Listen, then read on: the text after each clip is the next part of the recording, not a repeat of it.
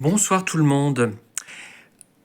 Je ne sais pas si, comme moi, vous êtes agacé par certains termes qu'utilisent des youtubeurs et des youtubeuses qui parlent de livres.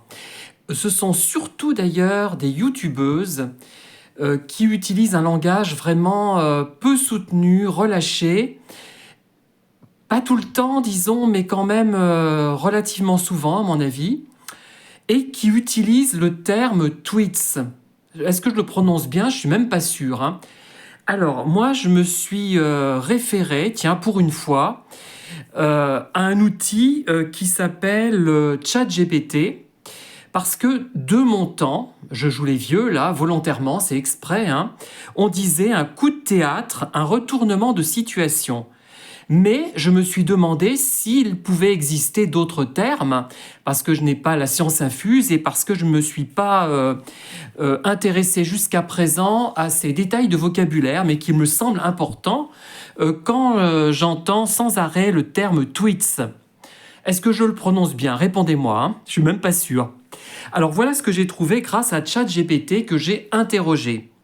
Alors, rebondissement, surprise, revirement, événement inattendu, tournant, choc, imprévu, déroulement surprenant, incroyable retournement, tournant dramatique, choc final, renversement de situation, péripétie majeure, coup d'éclat, renversement imprévu, changement radical de perspective.